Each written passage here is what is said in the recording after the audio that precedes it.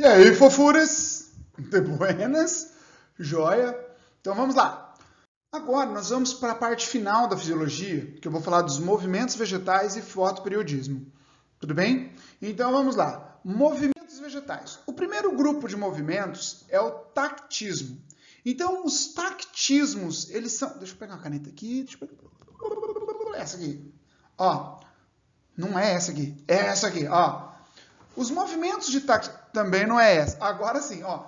Esses movimentos são movimentos de deslocamento. Ah, professor, é verdade, eu vi uma planta andando aqui. Olha um morro. Não quer dizer, criatura, que a planta vai sair andando, criatura do além. São movimentos de estruturas. Joia? Em resposta a um estímulo. Presta atenção. Sempre quando um movimento for a favor de um estímulo, falaremos em movimento positivo. Quando ele for contra um estímulo, falaremos em movimento negativo. Tudo bem? Então tá. Aí nós temos aqui o fototactismo, por exemplo. O fototactismo é o movimento em relação à luz. Por exemplo, os cloroplastos de uma célula, eles migram em direção à luz. Então tem um fototactismo positivo. As algas também se movimentam, ou seja, as algas unicelulares, elas se movimentam em direção à luz também. Tudo bem? Aí nós temos o quimiotactismo, que é o tactismo de acordo com uma atração química. Por exemplo, a estrutura reprodutora feminina, não é? Aqui no caso, no arquegônio, osfera, elas liberam substâncias químicas que atraem os anterozoides até a osfera para ocorrer a fecundação. Então, o movimento dos anterozoides em direção à osfera é em resposta a um estímulo químico, ou seja, um quimiotactismo. Existe o aerotactismo, que é o empregado para as bactérias que se movem em direção ao oxigênio também. Mas aí é para a bactéria. Tudo bem? Lembrando que esses termos eles eram utilizados antigamente somente para planta e hoje a gente usa para animal também. Por exemplo, tem animal que gosta da luz, por exemplo, os mosquitinhos, infernal. Eles gostam de ir na lâmpada, então fototactismo positivo. Existem animais que não gostam, por exemplo, barato não gosta de luz. Então fototactismo negativo. Negatismo. Joia? Tropismos. Mano, sem dúvida, esse aqui é um dos mais cobrados. Tudo bem? Porque o tropismo, ele é um movimento de curvatura. Tudo bem? E esse movimento de curvatura, ele depende de um cara que nós vimos agora há pouco. Ácido indol acético. Ou seja, depende das auxinas. O primeiro que nós veremos aqui é o fototropismo, que é o tropismo estimulado pela luz. Algumas plantas, por exemplo, que são iluminadas unilateralmente, ou seja, somente de um lado, como acontece em algumas plantas que são cultivadas dentro de um apartamento, dentro de uma casa, mas onde pega a luz só de um lado. Já percebeu que essas plantas, elas têm as suas estruturas voltadas para a luz? Por que isso acontece? Antigamente, achava-se que a luz ela destruía a auxina. Hoje nós sabemos que a luz ela promove a migração da auxina do lado, ó, por exemplo aqui, iluminada dos dois lados, agora numa planta iluminada unilateralmente. Esse lado é o lado iluminado, esse é o não iluminado, esse é o lado negro da força. Tudo bem? Então, nessas condições, eu tenho uma maior concentração de luz, de auxina, no lado não iluminado. Com isso, por exemplo, ó, lado iluminado, lado não iluminado. Então, no lado iluminado, eu vou ter um crescimento mais lento. Então, a planta ela vai crescer assim, ó. Por isso que ela vai em direção à luz. Perfeito? Por isso que ela vai em direção à luz. Joia? Então, nessas condições, o caule ele tem um fototropismo positivo, porque cresce em direção à luz, e a raiz um fototropismo negativo, porque ela está lá embaixo da terra, né? Joia? em relação a esse estímulo. O outro estímulo é o gravitropismo, ou também chamado de geotropismo. Grave de gravidade, geo de terra. Então, a gravidade é o estímulo que vai atuar nesse desenvolvimento. Tudo bem? Então, acontece o seguinte, a gravidade, ela vai puxar a auxina, que vai ficar mais acumulada nessa região aqui, ó. Tudo bem? Acumulou nessa região. Existe um mecanismo de percepção por grânulos especiais de amido, tá? Para essa modificação aí, para o crescimento, mas não vou entrar em detalhe. Preciso que você saiba que no gravitropismo, a gravidade, ela atua promovendo o desenvolvimento. Pode ver que quando você vira uma planta, como essa do desenho aqui, ó, sempre a raiz vai crescer para baixo e o caule vai crescer para cima. Tudo bem? Mas por que isso acontece? Lembra, lá quando eu falei das auxinas, uma elevada concentração de auxina promove o desenvolvimento. Então, o caule ele vai crescer para cá. Perfeito? Agora, uma elevada concentração de auxina na raiz, ela promove a inibição desse lado. E esse outro lado, então, ele cresce.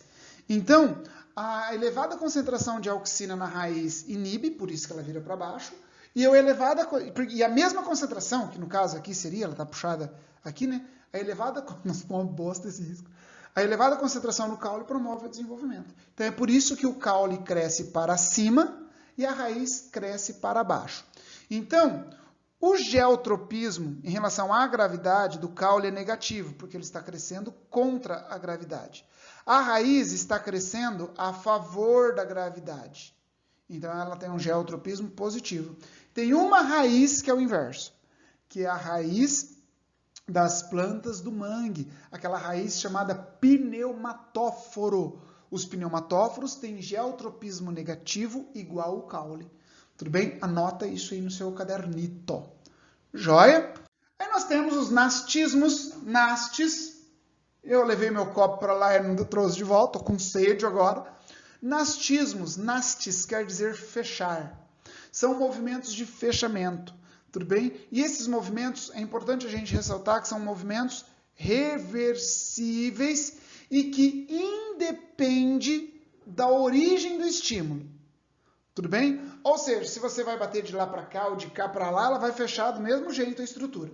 Tá? O exemplo clássico é essa planta chamada dormideira, que é a mimosa púdica. Tudo bem? Quando você toca nos seus folíolos, ela fecha. Isso é um nastismo. Tudo bem? Mas por que isso acontece, William Lopes, o calvo? Aqui, nesse movimento, na base do folíolo, por exemplo, você tem uma estrutura chamada pulvino. Beleza? Quando você rela na planta, deixa eu pegar outra canetinha aqui, mas... Ó, quando você rela na planta, essas células aqui, olha lá no desenho da sua esquerda. Ó, essas células aqui, elas perdem potássio para essas daqui de baixo. Consequentemente, a água também vem para cá. Então, essas células, elas ficam túrgidas e essas células, elas ficam murchas. Consequentemente, essa porção, ela vem para cá. Ó. Tudo bem? Então, ó, novamente. Essas células ficam túrgidas, essas ficam murchas. Então, devido a essa turgidez, isso aqui vai fazer esse movimento para cima. Aí o movimento fecha.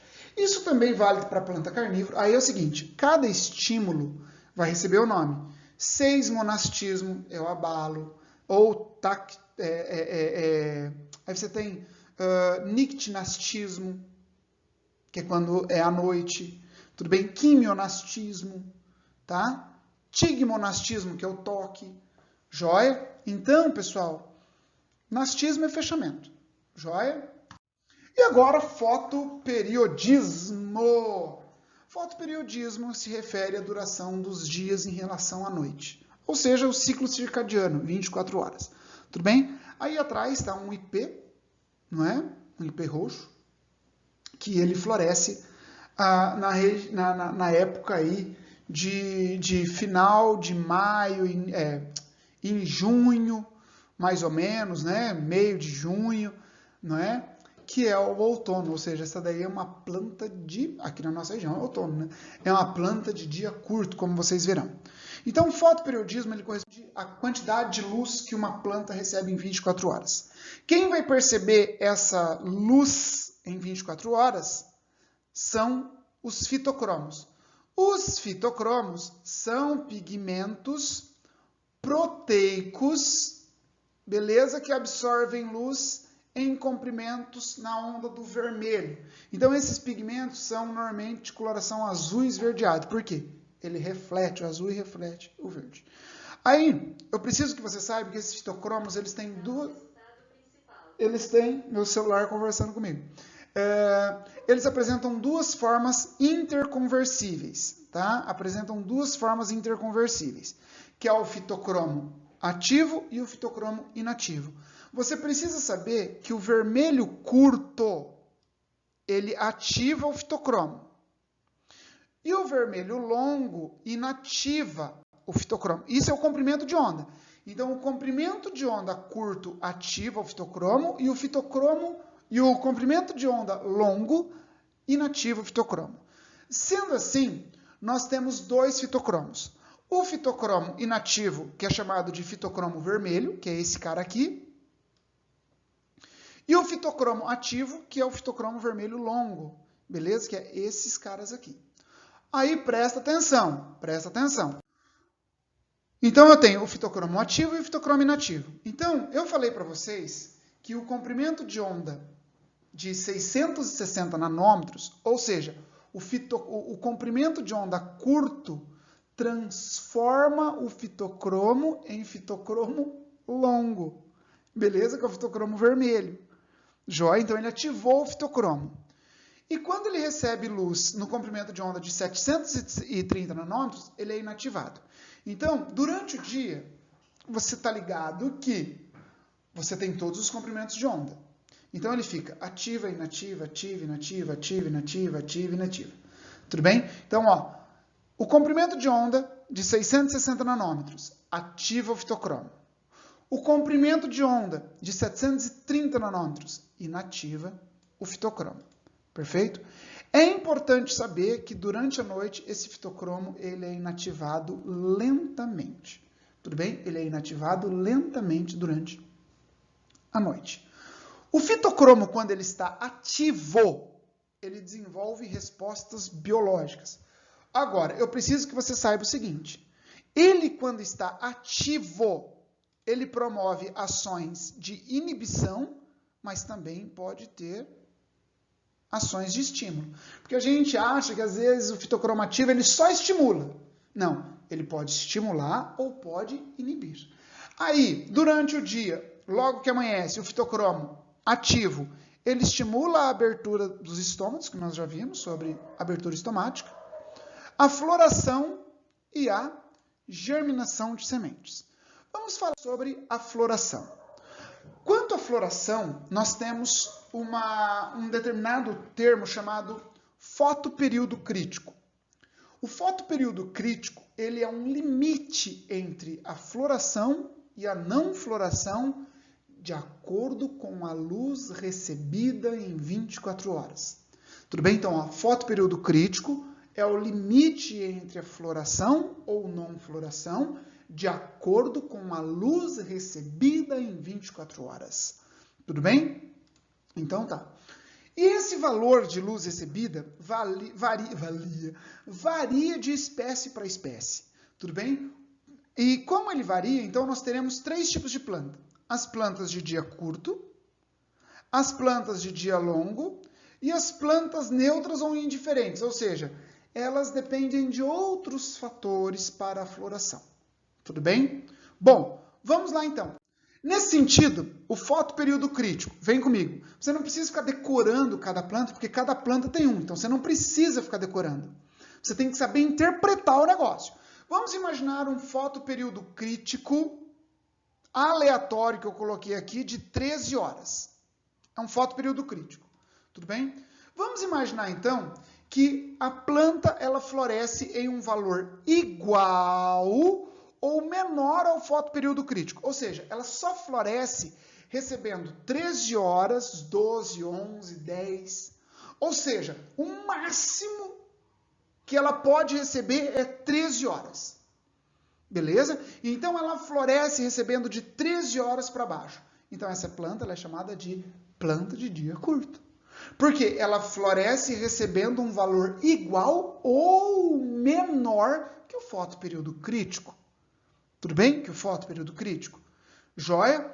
Agora, quando a planta ela floresce recebendo um valor igual ou maior que o fotoperíodo crítico, aí ela é chamada de planta de dia longo. Então, por exemplo, essa planta de dia curto, se ela receber 13 horas e 20 minutos de luz, ela não floresce. Perfeito? Agora, aqui ela vai receber 13 horas ou mais. Se ela receber 12 horas, ela não floresce. Então, ela normalmente vai florescer quando? Final da primavera ou verão. Beleza? Então, vamos lá. Na planta de dia curto, tá? Na planta de dia curto, ela vai florescer em um fotoperíodo igual ou inferior ao fotoperíodo crítico. Tudo bem? E aí, nós temos aqui essa plantinha, tudo bem? Que, por exemplo, ó, coloquei ela para florescer, tá? Aqui, por exemplo, essa planta que está no fundo aí, que é a violeta, é uma planta dessas de dia curto. O IP, planta de dia curto, tudo bem? Então, olha só. Aqui, num fotoperíodo crítico de 15 horas, uma planta qualquer. Ela floresceu recebendo de 14 horas para baixo. Quando eu coloquei ela em 15 horas para cima, ela não floresceu. Se ela floresceu de 14 para baixo, quer dizer que ela é uma planta de dia curto. Isso aqui é questão de vestibular que eu peguei essa imagem. Tudo bem? Nós temos a planta de dia longo. Tudo bem? A planta de dia longo. Então, quer dizer, eu coloquei aqui novamente, isso aqui é na mesma questão de vestibular, tá? Ó, 15 horas, fotoperíodo crítico 15 horas. Ela floresceu recebendo 15 horas ou mais de luz. Tudo bem? Se ela recebeu só 14, ela não floresceu. Então, quer dizer que essa aqui é uma planta de dia longo. Tudo bem? Joia? Florescem, ó, as plantas de dia curto, normalmente ela floresce, de dia curto, ela floresce normalmente no outono, pode florescer no inverno ou só no comecinho da primavera. Bem no comecinho ali, bem no início. As plantas de dia longo, elas florescem na primavera, beleza? Na primavera e verão, que os dias são bem longos, tudo bem? E existem as plantas neutras, que a floração independe do fotoperíodo, como é o caso do tomate, milho, arroz. Tem algumas que, na verdade, elas precisam de um frio primeiro, de uma baixa temperatura, e aí depois, em um dia curto, ela floresce. Tudo bem? Tranquilão? Então, o que eu preciso que você saiba? Depois que a gente falou de dia curto, dia longo, né? Eu preciso que você saiba que, na verdade, quem manda na floração não é o dia, é a noite. Então é assim, ó, presta atenção. Na verdade, quem comanda tudo isso é o período de escuridão. Na verdade, uma planta de dia longo quer dizer que ela é uma planta de noite curta. E a planta de dia curto quer dizer que é uma planta de noite longa. Por que, William? Pelo seguinte, nas plantas de dia longo, olha só, presta atenção. O fitocromo ativo, ele estimula a floração. E vamos lembrar um pouquinho do assunto que eu acabei de falar para vocês. Lindezas, vocês estão lembrados que eu falei que o fitocromo, ele é ativado pela luz de 660 nanômetros e inativado pela 730 nanômetros. E o que eu falei da noite? Ele é inativado lentamente durante a noite. Lentamente. Perfeito? Presta atenção. Nas plantas de dia longo, o fitocromo, ele estimula a floração. Como o dia é longo, você concorda comigo que a noite é curta? Se a noite é curta, não dá tempo de inativar todos os fitocromos. Então é por isso que a planta floresce, porque os fitocromos ficam ativos o tempo todo. Olha só. Então aqui, em 24 horas, eu tenho um período luminoso maior do que o escuro, então essa planta floresceu. Agora, se essa planta fosse colocada lá no inverno, ó, por exemplo, a quantidade de luz aqui é menor. Agora, presta atenção, a noite aqui não é longa? Se a noite é longa, ela inativa o fitocromo, aí não vai conseguir florescer, porque a noite foi muito longa, ele inativou. Tudo bem? Agora, se durante uma noite longa, eu quebrar a noite aqui, ó, eu quebrar a noite com um flash de luz, essa planta, ela floresce. Por que ela floresce? Porque eu ativei o fitocromo aqui e não dá tempo de inativar ele nesse período. Então, ela vai florescer. Tudo bem? Tranquilo? Ela vai florescer. Se eu quebrar o período de escuridão nela, ela floresce. Joia? Agora, na planta de dia curto, eu quero que fique claro uma coisa. O fitocromo ativo, ele promove a inibição. O fitocromo inativo, ele promove a inibição. Então, presta atenção. Presta atenção. Dia curto quer dizer que a noite é longa. Na noite longa, eu inativo todos os fitocromos. Perfeito? Então, aqui, por exemplo, num dia longo, olha só, os fitocromos ficam todos ativos, só que o fitocromo ativo aqui, ele inibe a floração. Então, ela não vai florescer. Agora, no inverno, o fitocromo aqui, ele vai ser inativado durante a luz, porque ele inibe. Quando ele for inativado, ele permite a floração. Entendeu? Ele permite a floração. Agora, num período de escuridão, por exemplo, no inverno, se eu interromper o período de escuridão com um flash de luz, eu ativei o fitocromo. Aí essa planta não floresce. Porque como eu ativei o fitocromo, não vai dar tempo de inativar todos os fitocromos e, consequentemente, ela vai inibir a floração. Então, o que tem que ficar claro em sua mente aqui? O que tem que ficar claro? Que nas plantas de dia curto, o fitocromo ativo, ele inibe a floração. Nas de dia longo, ele estimula a floração. Tudo bem? Joia? Tudo bem? E o mesmo vale para o fotoblastismo. O que é fotoblastismo? Fotoluz, blastos, germinar. O termo blastos quer dizer germinar, o que dá origem. Então, é a influência da luz na germinação das sementes. As sementes fotoblásticas positivas, elas germinam na presença da luz, e as fotoblásticas negativas na ausência da luz. Beleza? A ideia do fitocromo aqui é a mesma. Beleza? O fitocromo, ele acumula-se nas sementes, induzindo a germinação nas fotoblásticas positivas e inibindo nas fotoblásticas negativas. O pensamento é o mesmo do anterior. Agora, quando a semente ela é germinada no solo, tá? Ou longe da luz, ela passa por um processo chamado estiolamento. O que é o estiolamento? É quando a planta ela se desenvolve no escuro, beleza? Ou seja, na falta da luz. Sendo assim, ela tem um mecanismo de proteção contra o atrito. Olha só, com o solo. Porque ela está enterrada, aí ela começa a germinar, aí ela vai crescendo em direção ao solo. E ao crescer em direção ao solo, por exemplo, ela desenvolve um gancho plumular aqui, para evitar que o meristema vá em impacto com o solo. As folhinhas são fininhas, ou em forma de escama, ou nem tem. E os entrenós são longos. E percebam, ela é amarelada. Por que ela é amarelada? Ela é amarelada porque ela precisa da luz para produzir a clorofila. Tudo bem? Ela precisa da luz. Quando ela atinge a luz, ela volta a ter o desenvolvimento normal. Estiolamento é uma ótima questão para vestibular. Fica esperto. Então, ó, as plantas estioladas têm folhas pequenas, em formas de escamas. O gancho de germinação ou gancho plumular, que protege o meristema contra o impacto. Tem cor branco-amarelada, porque ela precisa da luz para produzir a fotossíntese, tá? Para produzir a clorofila, não é? E ao atingir a luz, ela tem desenvolvimento normal. Perfeito? Joinha? Então, assim, nós terminamos essa última parte da fisiologia. Eu espero de coração que vocês tenham gostado das aulas. Essas são as referências que eu utilizei para a produção desse material. Um grande abraço e até mais, pessoal!